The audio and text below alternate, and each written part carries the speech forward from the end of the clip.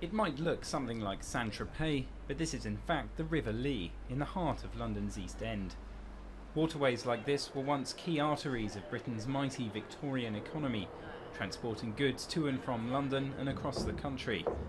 As its industries declined in the 20th century, many became polluted and fell into disuse. But in recent years, they've undergone a renaissance.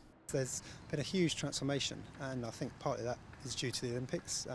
7 years ago, particularly over in the Olympic Park to our east, they were derelict canals. They were abandoned and hadn't been used for over 30 years. The towpaths were overgrown, the canals were silted up and choked with weed. East London is home to several miles of canals and rivers, running like veins through neighbourhoods which were once all but forgotten.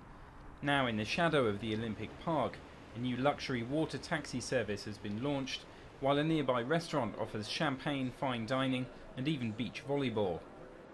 The water is a phenomenal asset. We're looking at, the legacy for this area too and how it would redevelop afterwards. You can get from here to Limehouse Basin in 30 minutes and then on a clipper to Westminster in 10 minutes. So you could get from East London to Westminster by boat in 45 minutes. That's fantastic. Here on the Regent's Canal, a colourful floating market has been set up to coincide with the Olympics, offering everything from books and hats to herbal remedies, as well as being a magnet for walkers and Londoners seeking refuge from hectic city life. For many people, the canals are also home.